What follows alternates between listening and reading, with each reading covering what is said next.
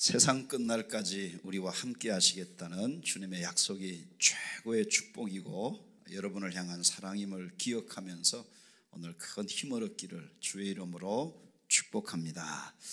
1년에 한 번 세례교육도 할 겸 또 이 세례교육 정도가 아닙니다. 마태복음 28장 본문 16절 20절 읽었지만 19절 20절은 지상 대명령이라고 그럽니다. 너희는 가서 모든 민족을 제자로 삼아라. 너희는 가라.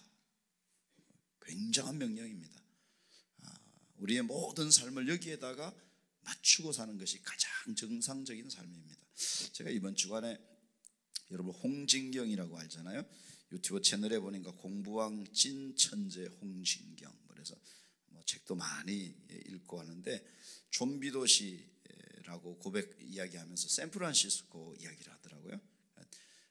우리나라 전 세계 가장 엘리트들, 이 실리콘밸리에 엄청난 거부들도 살지만 그 한쪽 구석의 거리에는 마약에 중독돼서 사는 비극적인 어떤 장면들을 보여주는데 굉장히 충격적인 내용입니다. 지금 우리나라도 어렵다고 그러죠. 이제 마약과의 전쟁을 해야 되는 이런 상황에 있고 우리 자녀들도 정말 안심할 수 없는 이런 시대에 살고 있습니다.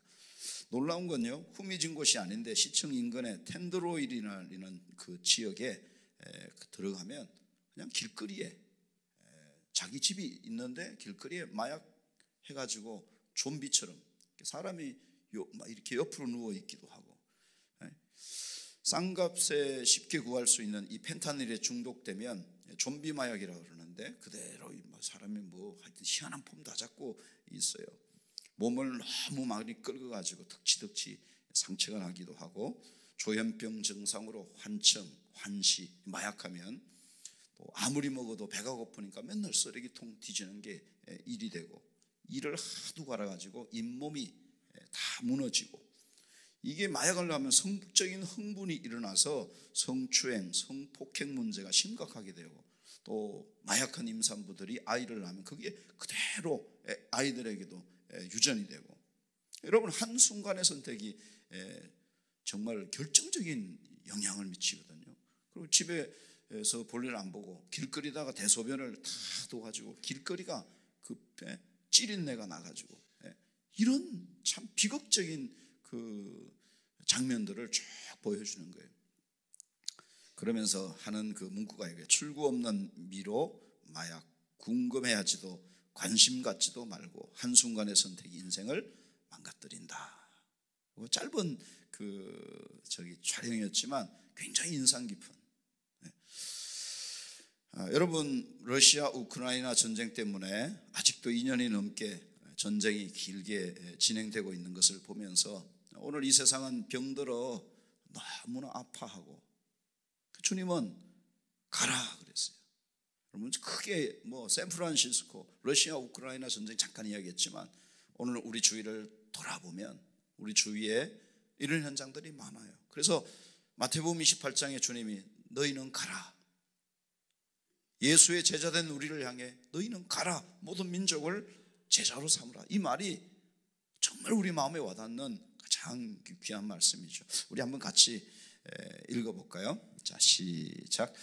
예수께서 나와 말씀하여 이르시되 하늘과 땅의 모든 권세를 내게 주셨으니 그러므로 너희는 가서 모든 민족을 제자로 삼아 아버지와 아들과 성령의 이름으로 세례를 베풀고 내가 너희에게 분부한 모든 것을 가르쳐 지키게 하라. 볼지어다 내가 세상 끝날까지 너희와 항상 함께 있으리라. 외우셔야 됩니다. 주님이 우리에게 하신 마지막 아주 정말 명령이고 어떻게 보면 유언이고, 그래서 이 내용은 여러분 다 외우셔야 됩니다. 그냥 해보라 그러면 입에서 툭 튀어나오도록 외우셔야 돼요. 자, 이 말씀을 이해하기 위해서 마태복음 마지막이잖아요. 마태복음을 세 부분으로 딱 나누면 1장 2장은 예수님께서 이 땅에 오신 것, 말씀이 육신이 되어 우리 가운데 오신 것. 두 번째는 예수님이 이 땅에서 우리를 위해 하신 일, 이걸 어려운 말로 공생애, 그분의 사역. 마지막 28장에 그리스도께서 십자가에 죽으시고 부활하실 뿐만 아니라 성천하시기 직전에 우리에게 하신 이 말씀. 올해 대림절 기간 지나가는데 마태복음 1장에 보면 아들을 낳으리니 이름을 예수라고 해라. 자기 백성을 죄에서 구원할 것이다. 이것은 이사야를 통해 700년, 예수님 오시기 전 700년 전에 처녀가 잉태하여 아들을 낳을 것이고 그의 이름은 임마누엘이라. 놀라운 일이죠. 여러분 우리 그냥 읽어요. 그냥 읽지만 뭐 무당 찾아갔는데 조금만 맞춰도 막 놀라는데 이건 700년 전에 선지자를 통해 다 약속한 거예요. 마태복음 4장에 예수께서 온 갈릴리를 두루다니사 그들의 회당에서 티칭 가르치시며 천국 복음을 프리칭 전파하시며 모든 병과 약한 것을 고치시며 힐링. 예수님이 하신 일이 뭐냐? 말씀을 가르치고 하나님의 나라를 선포하고 그리고 우리의 모든 영육간의 병들을 고쳐주시고 결국 그는 마태복음 27장에 보면 십자가 위에서 못 박혀서 죽는데 사람들은 그냥 정치범으로 죽는다 이렇게 생각했을 거예요. 참 안타까운 인생, 마지막 죽음이 비참하구나, 대단한 일을 했는데 이렇게 생각했을지 몰라요. 그런데 그 십자가 처형을 했던 백부장이, 로마의 백부장입니다. 사형 집행을 했던 사람이 마지막 한 고백은 정말 놀라운 일입니다. 이야, 이분 진짜 하나님의 아들이구나. 그걸 마태복음에 기록해 놓은 거예요. 예수가 누구냐? 이분은 하나님의 아들이구나. 옥스퍼드 대학의 교수였던 C.S. 루이스가 예수를 알고 난 다음에 그는 어떻게 보면 정말 대단한 인물입니다. 인간에 불과한 사람이 예수와 같은 주장을 했다면 그는 결코 위대한 도덕적 스승이 될 수 없습니다. 그는 정신병자거나 아니면 지옥의 악마일 것입니다. 이제 여러분은 선택해야 됩니다. 이 사람은 하나님의 아들이었고 지금도 하나님의 아들입니다. 그게 아니라면 미치광이나 그보다 못한 인간일 뿐입니다. 그래, 예수가 누구냐? 둘 중에 하나라는 거예요.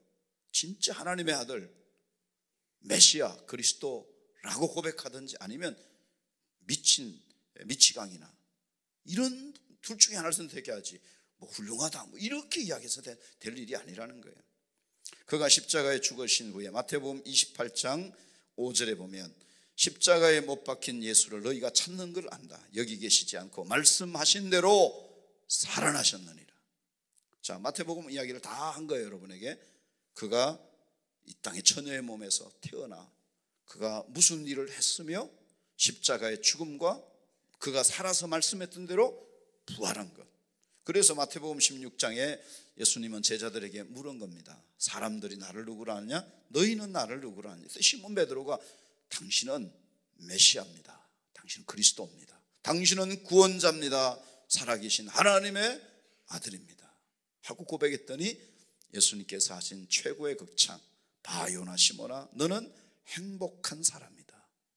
이것을 아는 건 IQ 좋아서 되는 게 아닙니다. 여러분, 저와 여러분이 예수를 믿고 부활이 믿어지고 그 예수님이 우리의 삶을 전적으로 인도하시는 세상 끝날까지 함께 한다는 게 믿어지는 건요, 이거 머리 좋아서 되는 거 아닙니다.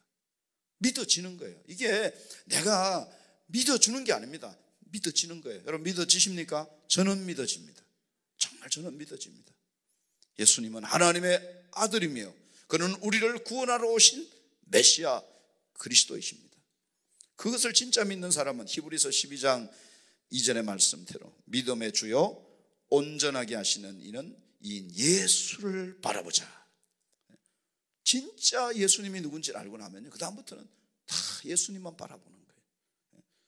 예수님 바라보면 힘을 얻어요. 예수님 바라보면 그 안에서 모든 게 다 있어요. 그 예수님이 마지막 마태복음 28장 18절 말씀에 이 말씀을 주신 겁니다. 하늘과 땅의 모든 권세를 내게 주신 아버지 앞에서 내가 명령한다. 가라. 모든 민족을 제자로 삼아라. 세례도 주라. 말씀을 가르쳐라. 세상 끝나는 날까지 내가 너와 함께 할게. 이건 유언적 명령, 이렇게, 이게 사실 유언이 아니에요. 유언이 아닌 이유가 뭐냐면 우리가 보통 세상 떠날 때 마지막 남기는 말을 유언이라고 그러잖아요. 유언할 때 여러분 쓸데없는 말 안 하죠. 해도 되고 안 해도 되고 이런 말 안 한다고요. 꼭 필요한 말, 자녀에게 반드시 해야 되는 말, 이런 말을 유언으로 하게 되어 있습니다. 그런데 이 유언을 할 때는 보통 죽기 직전에 하는데, 오늘 나와 있는 이 말씀은 죽기 직전이 아니라 죽고 난 다음 부활해서 하나님 보좌 우편으로 가시기 전에 말씀했으니까 이걸 유언이라고 해야 되는, 그래서 제가 그냥 써놓은 거예요. 유언적 명령, 유언적 말씀. 이걸 다른 별칭이 하나 생겼어요. 뭐라고 그러냐? 지상 명령이라고 그래요. 지상은 땅 위의 명령이라는 말이 아니고 이 세상에서 가장 절대적으로 복종해야 될 명령이다, 이런 말입니다. 지극히 위에 있기 때문에 절대적으로 복종해야 되는 명령이 바로 이 말씀이에요. 그러니까 여러분, 이 말씀은요 너무너무 중요한 거예요. 주님이 하신 이 말씀은 다 외우셔야 돼요. 그런데 이 말씀을 누구에게 말씀하셨느냐? 마태복음 28장 16절에 보면, 자 같이 읽어볼까요? 시작. 11제자가 갈릴리에 가서 예수께서 지시하신 한 산에 이르러 예수를 배웠고 경배하는, 아직도 의심하는 사람들이, 그러니까 가만히 한번 생각해 봐요. 3년 동안 동고동락하고 병든 사람 고치고 귀신 쫓아내고, 그분이 주신 것 오병이어의 기적을 체험하고 풍랑에서 잠잠케 하고, 너무나 놀라운 일들을 다 봤다. 예수가 십자가에 죽으시는 것, 부하는 것 다 봤는데도 아직도 뭐 하고 있어요? 의심하는 거예요. 그러니까 우리보다 더 못한 것 같아요. 어떨 때 생각해 보면 예수님의 제자들이 같이 있었던 사람들이. 고마운 건 여러분, 이 명령을 누구에게 했다고요? 이 형편없는 제자들에게 했다고요. 그러니까 여러분과 저에게 오늘 이 말씀이, 내가 어떻게 이 말씀 지키지? 괜찮습니다. 주님은 바로 그런 제자들에게, 의심하는 제자들에게도 마태복음 28장 18절, 자 여러분 읽어야 외워지니까 시작. 예수께서 나와 말씀하여 이르시되 하늘과 땅의 모든 권세를 내게 주셨으니 그러므로 너희는 가서 모든 민족을 제자로 삼아 아버지와 아들과 성령의 이름으로 세례를 베풀고 내가 너희에게 분부한 모든 것을 가르쳐 지키게 하라. 볼지어다 내가 세상 끝날까지 너희와 항상 함께 있으리라. 제가 이렇게 만들어 놓을 때 여기서 지금 뭘 강조하는 것 같으세요? 누가 말씀하셨냐고요? 그래요. 사실은 그냥 똑같은 거 보는 것 같지만 유치하게 만든 것 같아도 제 마음은 그런 거예요. 누가 말씀하셨다고요? 예수님이 말씀하셨다고요. 누구에게요?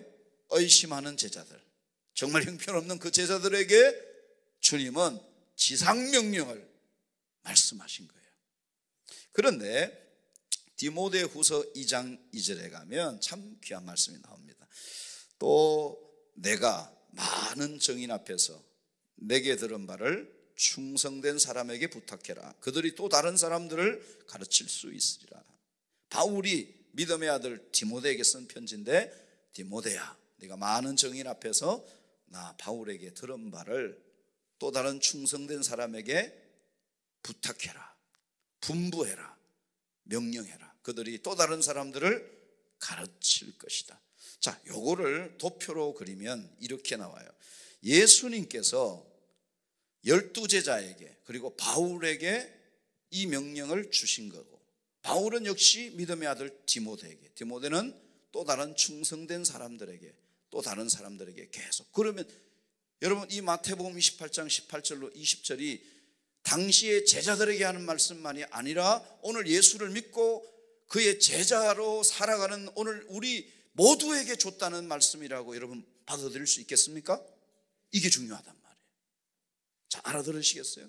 마태복음 28장 18절로 20절은 예수님이 12제자에게, 그리고 나중에 바울에게, 바울은 디모데에게, 디모데는 충성된 사람들에게, 또 많은 사람들에게 계속해서 이 말씀은 유효하다. 자, 좀 더 이제 구체적으로 말씀 속으로 들어갈 텐데 한 번 더 읽고 또 계속하겠어요. 시작. 예수께서 나와 말씀하여 이르시되 하늘과 땅의 모든 권세를 내게 주셨으니 그러므로 너희는 가서 모든 민족을 제자로 삼아 아버지와 아들과 성령의 이름으로 세례를 베풀고 내가 너희에게 분부한 모든 것을 가르쳐 지키게 하라. 볼지어다 내가 세상 끝날까지 너희와 항상 함께 있으리라. 여기 보면 제일 중요한 게 뭐냐? 하늘과 땅의 권세를 줬다는 말이 중요한 거냐? 그게 아니거든요. 여기 동사가 중요해. 이거 해라, 이 명령이잖아요. 그럼 여기 동사가 많이 나오는데 첫째는 가라는 명령이 나오고, 두 번째는 제자를 삼으라, make disciple이라는 동사가 나오고, 세례를 베푸르라 이런 말이 나오고, 가르쳐 지키게 하라 이런 말이 나오는 거예요. 그렇게 보면 네 가지잖아요. 그런데 이 말씀을 정확하게 번역하면 이런 겁니다.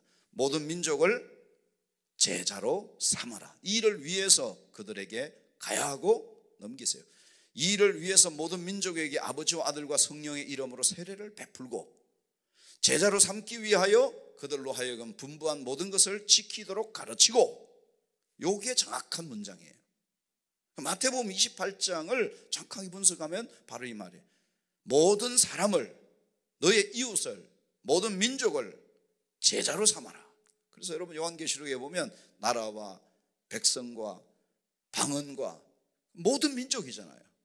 모든 사람을 제자로 삼아라. 이것을 위해서 세례를 가야 되고, 세례를 줘야 되고, 말씀을 가르쳐야 되는 거예요. 자, 알아들어요? 여기까지 이제 알아들으시겠습니까? 그래서 여기서 제일 중요한 게 뭐라고 그랬습니까? 모든 민족을 제자로 삼아라, 만들어라. 이게 제일 중요한 거예요. 그럼 여러분, 제자가 누구냐를 알아야 될 거예요. 제자란 어떤 사람이 제자냐 하는 것이죠. 제자란 그리스도께서 하늘 보좌를 버리시고 이 땅에 오셨듯이 더 좋은 환경을 뒤로하고 낮은 자리를 향해 적극적으로 떠나는 사람이 그리스도의 제자입니다. 농촌으로 어촌으로 세계로 파송되어 그리스도의 생명을 나누고 섬기는 바로 그 사람이 제자입니다. 예수님이 가신 그 길을 따라가는 것, 십자가를 지고 가는 그 길이 예수님의 제자가 되는 거예요. 교인 되는 것은 교회 등록하면 돼요. 그리고 10년, 20년 다니면 그 교인 되는 거예요. 그건 중요하지 않아요. 30년 다녀도 제자가 되지 않으면 주님의 말씀과 아무 상관이 없어요. 중요한 건 뭐냐? 예수 그리스도의 제자가 되는 거예요. 미국 개신교회 목사님이자 대표적으로 복음주의 목회자 중에 한 명인 A.W. 토저 목사님은 이 제자에 대한 설명을 이렇게 합니다. 한번 같이 읽어볼래요? 시작. 그리스도의 제자가 된다는 것은 그분을 따르는 자가 되어 어떤 대가를 치르더라도 그분이 이끄시는 곳으로만 가며 명하시는 대로 행하는 것을 의미합니다. 근성으로 행하거나 삶의 일부를 드리는 것은 제자가 아닙니다. 예수님께 전적으로 모든 것을 다 드리는 거예요. 배와 건물을 버려두고, 세리의 직업을 버려두고, 가족까지도 두고 주님을 따르는 거예요. 그래서 90%는 제자가 아닙니다. 모든 것, 생명까지 100% 주님 앞에 다 드리는 것이 바로 제자입니다. 제자를 삼으라. 여러분, 마태복음 28장 18절로 20절에 이 지상 명령을 순종하고 헌신하기로 서약한 사람들이 많습니다. 이 말씀 때문에 사람들이 어디 가느냐? 선교사 간 거예요. 이 말씀 때문에 목회자가 되고, 이 말씀 때문에 자기의 직장에서 선교적 삶을 살고. 그래서 마태복음 28장 18절 20절은 절대적인 말씀입니다. 정말 너무너무 중요한 말씀이에요. 이렇게 산 사람들이 어디에 제일 많으냐? 양화진 외국인 선교사 명원에 가면 우리나라 1885년 일제강점기부터 1945년까지 진짜 어렵고 힘들 때 우리나라에 오셨던 1,500명 정도의 선교사들이 계신데, 그분들의 무덤이 여기 다 들어있어요. 당시로는 기독교 금교령 속에 있었어요. 복음을 못 전합니다. 그래서 의료나 자선사업이나 교육을 통해 가지고, 그러나 그들은 사실은 복음을 전할, 예수님의 제자 삼으려는 이것 때문에 우리나라 온 거예요. 남들이 볼 때는 학교 세운 것 같지만 그들을 make disciple, 제자 삼기 위하여 마태복음 28장 18절 20절에 생명을 걸고 이 어둠의 땅 조선에 온 거예요. 성경 마태복음 28장에 주님의 이 말씀이 없었으면 그들은 여기 안 왔습니다. 이 한국 땅에 오지 않았을 거예요. 오늘날 많은 선교사들이, 우리 한국 선교사들이 외국에 나간 이유가 뭐냐? 마태복음 28장 18절로 20절 때문에. 그럼 이게 얼마나 중요하다는 걸 깨닫게 되는 거 아니겠습니까? 조선의 빛이 된 선교사 아펜젤러, 우리가 제일 잘 알죠. 만일 하나님이 허락하시면 나는 한국의 모든 지방을 방문해서 북쪽의 호랑이 사냥꾼으로부터 남쪽의 벼농사꾼에 이르기까지 복음을 설교하고 싶다. 이분이 90몇 킬로, 키가 얼마나 큰지 아세요? 근데 우리 조선 땅에 왔다가 안식년 갔다가 고향으로 돌아갔을 때 그는 키나 몸무게가 30kg가 몸무게에 빠졌어요. 한국에 와서. 자, 엘리트. 근데 마태복음 28장 18절로 20절 때문에 온 거예요. 아니 도대체 이 말씀이 뭐기 때문에 사람들이 여기다 목숨을 걸었을까? 천개의 생명을 조선에 바치고 싶다고 말했던 25살의 루비 캔드릭 선교사, 들어보셨을 거예요. 영상으로 길지 않으니까 같이 한번 보시겠습니다. 여기 또 하나의 충격적인 사건이 있었습니다. 텍사스의 에빗 청년 선교회. 그들은 머나먼 미지의 땅 한국에 첫 선교사를 파송하고 처음으로 선교 편지를 받았습니다. 하지만 첫 편지를 받은 이튿날 바로 그 선교사의 사망 소식이 날아든 겁니다. 루비 캔드릭, 25살의 젊은 나이에 맹장염으로 소천. 한국에 선교사로 파송된 지 9개월 만에 어이없는 죽음이었습니다. 소녀 시절부터 선교의 소명을 받아 한국을 품고 기도했던 루비 캔드릭. 25살의 독신의 몸으로 이역만리 머나먼 나라로 건너왔습니다. 본격적인 사역에 앞서 인천 송도에서 먼저 한국어 공부에 매진하며 한국인들과 교제했던 그녀. 한 한국 노인은 이렇게 말했습니다. 우리는 그녀에게서 사랑을 느낍니다. 사랑은 통역이 필요 없는 언어죠. 아름다운 외모에 친절한 말투를 지녀 무척이나 사랑스러웠던 루비 캔드릭 선교사. 하지만 한국에 와서 제대로 사역 한번 펼쳐보지 못하고 꽃다운 나이에 그 생명이 쓰러져 버렸습니다. 사실 캔드릭의 한국 사역은 한국에 와서는 죽는 것밖에 한 거 없어요. 물론 한국어 배웠습니다. 9개월 동안. 그러나 한국어를 아주 유창하게 할 수 있고 또 어떤 사역에 직접 나가서 할 수 있는 그런 상황은 아직은 아니에요. 결국은 이제 한 1년쯤 돼야 이제 사역이 시작되거든요. 그 직전에 돌아가신 거예요. 급성 맹장염으로. 하지만 그녀의 죽음은 그렇게 허망하게 끝나지 않았습니다. 바로 죽기 한 달 전에 보낸 그녀의 편지 때문이었죠. 저에게 선교사의 삶의 기쁨이 얼마나 큰지 설명할 단어들이 있었으면 좋겠습니다. 주님께서 있으라고 한 곳에 있는 것에 비교할 만한 더 기쁜 삶은 없을 겁니다. 선교의 여러분, 만약 주님께서 당신을 추수할 곳으로 부르신다면 내가 여기 있습니다. 나를 보내소서라고 빨리, 기쁘게, 그리고 온 마음으로 응답하세요. 한국에는 추수할 것은 많고 일꾼들이 너무 적습니다. 여러분들이 10명씩, 20명씩 이곳으로 올 것을 부탁합니다. 이 편지를 받은 청년 선교회 멤버들은 루비 캔드릭 선교사를 애도하고 그녀의 죽음을 되새기는 모임을 만들었습니다. 또 루비 캔드릭 선교기금을 조성해 한국에 나가 있는 선교사들을 후원했는데요. 캔드릭 기금은 일제 말기까지 이어질 정도로 지속적이었습니다. 또 이 모임에 있던 청년 20명이 그녀의 뒤를 이어 선교에 자원했고 전 세계 곳곳의 선교 현장으로 떠났습니다. 루비 캔드릭 선교사는 생명보다 강한 죽음의 능력으로 사후에 더 많은 일을 한 겁니다. 지금도 양화진에 있는 루비 캔드릭의 묘비는 가장 많은 이들이 찾는 곳인데요. 그녀가 남긴 아름다운 문구가 찾는 이들의 가슴을 뭉클하게 하기 때문입니다. 내게 1000개의 생명이 있다면 모두 한국을 위해 바치리라. 죽음이 감동을 주는 것을 보여준 거예요.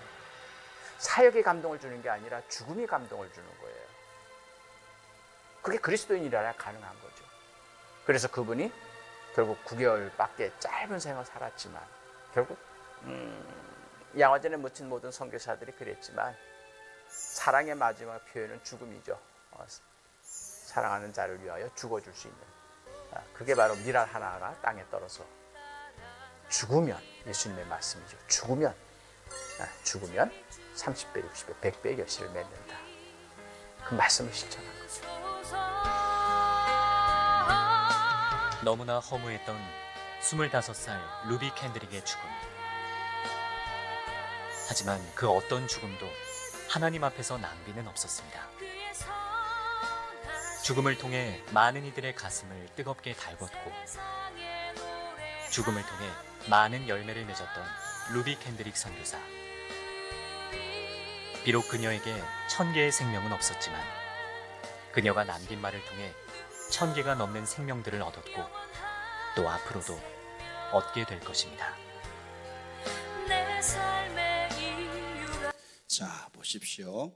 루비 캔드릭에게 고맙다 뭐 이런 이야기 하는 게 아니라, 아펜젤러나 루비 캔드릭 선교사는 마태복음 28장 18절 20절 때문에 자신의 모든 것을 뒤로하고 제자로서 그 말씀 때문에, 그 말씀이라는 것을 이야기할 때는 그가 왜 이 땅에 오셨으며, 그가 나를 위해 무엇을 하셨으며, 그가 나를 위해 죽으신 십자가와 부활을 이미 마음의 복음으로 다 받았기 때문에 너는 가라, 모든 민족을 제자로 삼아라. 그것이 자신의 인생의 목표가 된 거예요.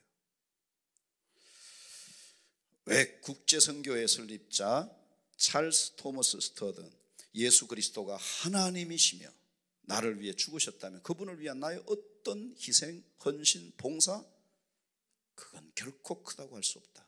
당연한 것이다. 내가 주님을 위해 무엇을 한들 그것에 대해서 주님이 나를 위해 산 것에 비하면 아무것도 아니라는 거예요. 오늘 지금 그 이야기를 하는 거예요.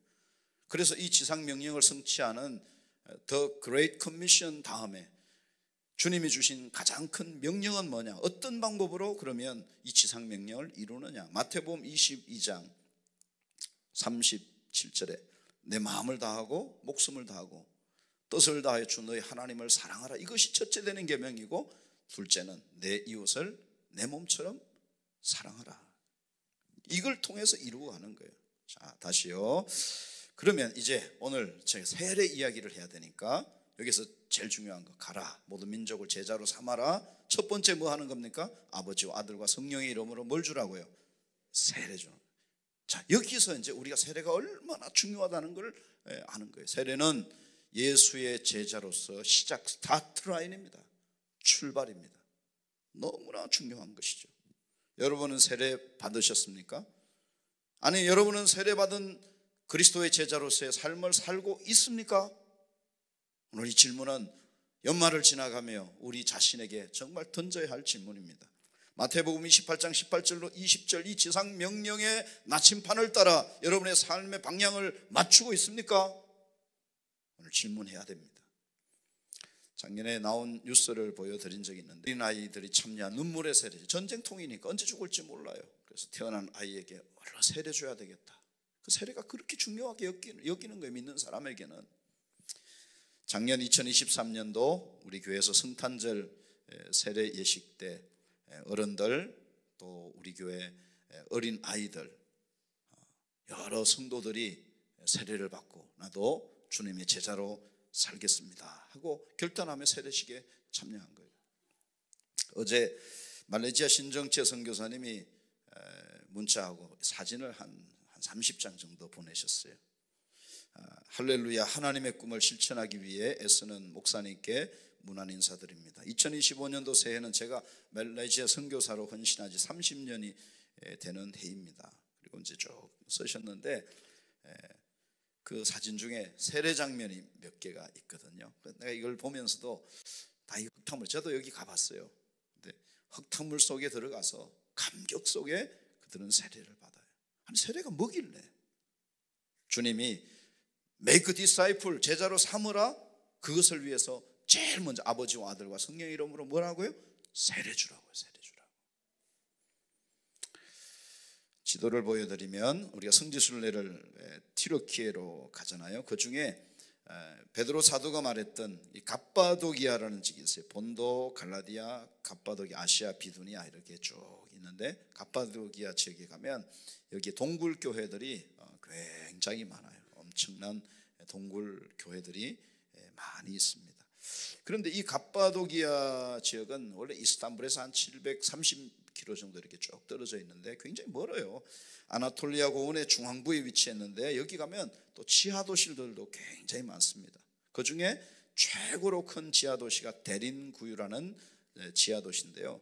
여기는 실제로는 지하 20층, 현재는 8층까지밖에 개봉하네요. 한 2만 명도 들어가서 살 수 있다. 우리가 성지순례 갔을 때 사진을 보여드리면요, 교인들하고 갔을 때 여기가 지하로 들어가기 직전에 사진 찍는 곳입니다. 그리고 바로 옆으로 가면 환풍구가 있고 밑으로 조그마한 구멍이 있는데 거기로 들어가면 이 지하 동굴이 이렇게 나와 있어요. 이게 뭐 파놓은 게 아니고 들어가서 다 만들어 놓은 거예요.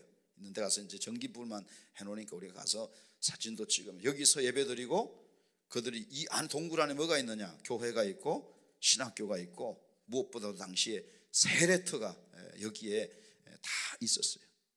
그만큼 마태복음 28장 18절로 20절에 제자를 삼고 아버지와 아들과 성령의 이름으로 세례를 주라 할 때 이 세례가 중요하다. 첫째, 자, 왜 세례 받아야 됩니까? 19절 말씀에 보면 너희는 가서 모든 민족을 제자로 삼아 아버지와 아들과 성령의 이름으로 세례를 베풀라. 다시 말하면 주님의 명령입니다. 예수님이 하라고 그랬어요. 예수님이.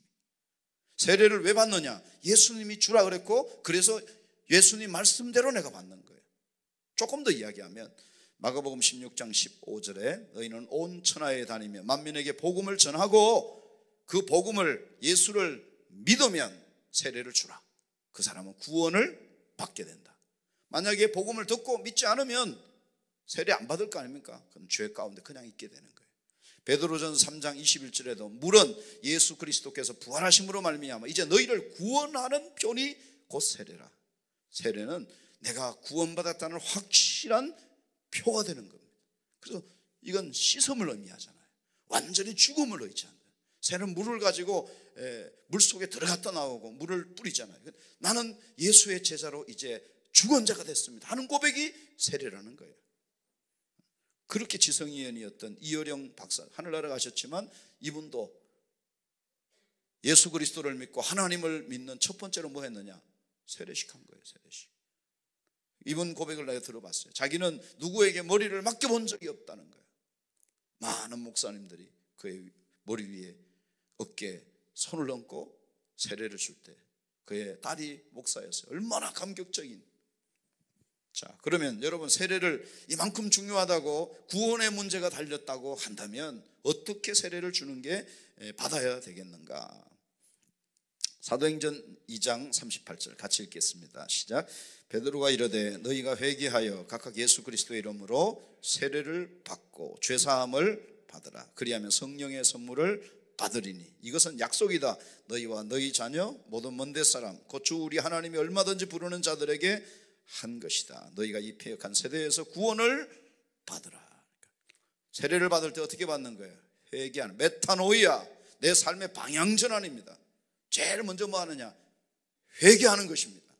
하나님을 모르고 산 것을 회개하는 겁니다. 내 고집대로, 내 뜻대로, 내 생각대로 살아온 것을 회개하는 것입니다. 그리고 진짜 믿음으로 세례를 받으면 첫째, 소극적으로 말하면 죄사함을 받고, 적극적으로 말하면 성령의 선물을 받아요. 홀리 스피릿, 거룩한 영이 임해요. 죄사함뿐만 아니라 하나님의 거룩한 영이 그 안에 거하기 시작해요.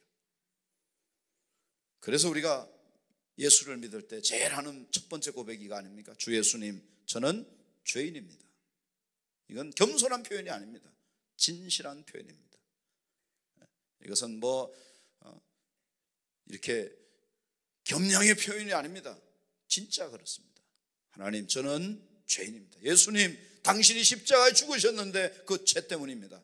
저 때문입니다. 이거예요. 저의 죄를 회개하고 하나님께로 돌아가고 싶습니다. 십자가에 죽으심으로 내 죄값을 담당하시니 감사합니다. 내 마음의 문을 열고 예수님을 나의 주님으로 영접합니다. 내 죄를 용서하시고 영원한 생명을 주십시오. 내 삶을 인도해 주시고 주님이 원하는 사람 되게 해 주십시오. 첫 번째가 뭐냐? 주님, 저는 죄인입니다. 여러분, 세례를 진짜 받으면 어떻게 될까요? 세 번째로, 예수 그리스도의 제자로 세례를 받으면 놀라운 단어인데요, 예수 그리스도와 연합하는 거예요.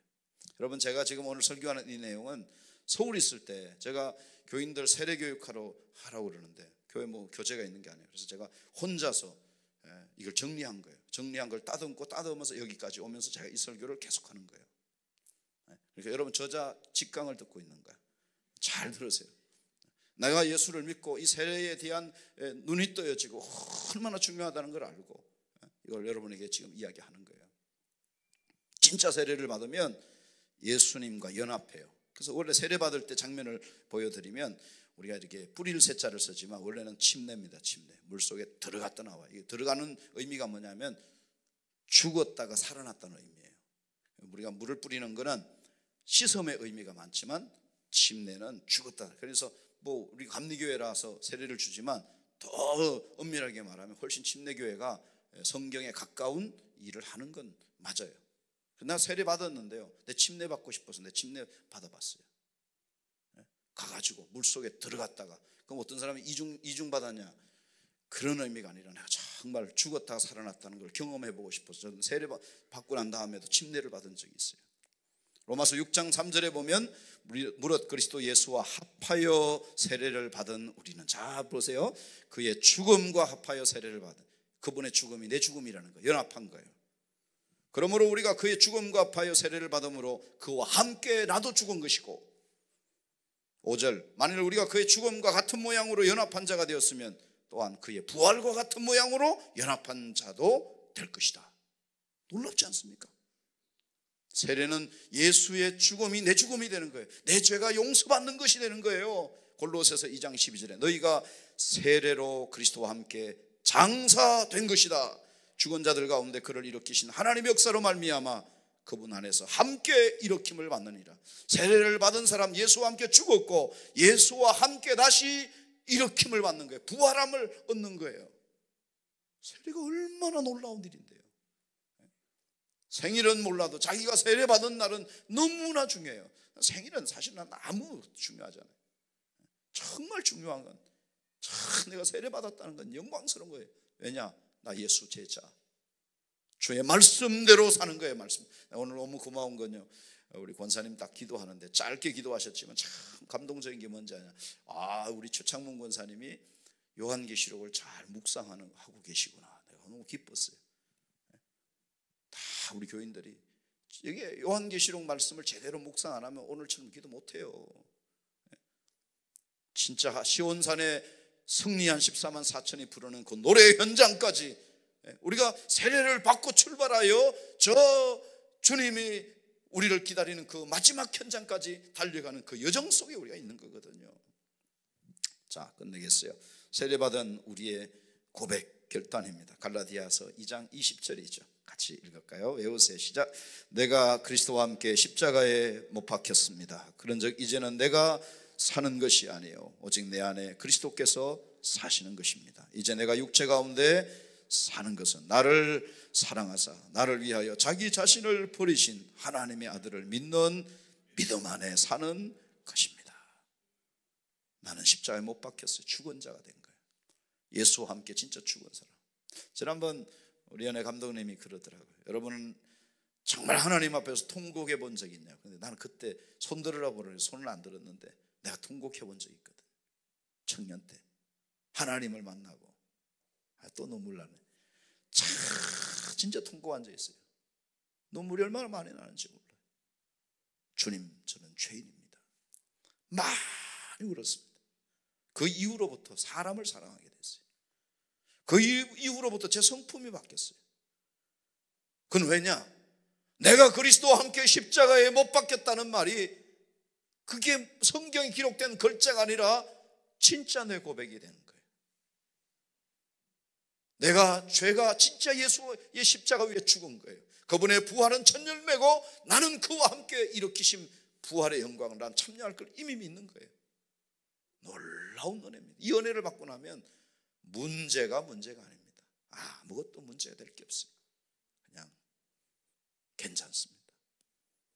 내게는 우리 주 예수 그리스도의 십자가 외에 결코 자랑할 것이 없느니 그리스도로 말미암아 세상이 나를 대하여 십자가에 못 박히고 내가 또한 세상에 대하여 그러하니라. 세상이 절대로 나를 유혹으로 이끌어가 망하게 하지 못해요. 마지막 세례받는 분들에게 여러분은 시작입니다. 이제 시작입니다. 이번에 세례 여러분 받으시는데 참 귀해요. 너무 귀해요. 정말 축하드립니다. 이미 세례받은 우리 성도 여러분, 마태복음 28장 18절 20절을 명심하세요. 성천하시기 전 주님이 저와 여러분에게 주신 가장 중요한 말, 하늘과 땅의 모든 권세를 내게 주셨으니 그러므로 너 가라, 모든 민족을 제자로 삼아 아버지와 아들과 성령의 이름으로 세례를 베풀고 내가 너희에게 분부한 모든 것을 가르쳐 지키게 하라. 말씀에 목숨을 거는 거예요. 큐티 왜 합니까? 왜 우리가 성경 봅니까? 주님이 말씀하셨기 때문에 볼지어다 내가 세상 끝날까지 너희와 항상 함께 있으리라.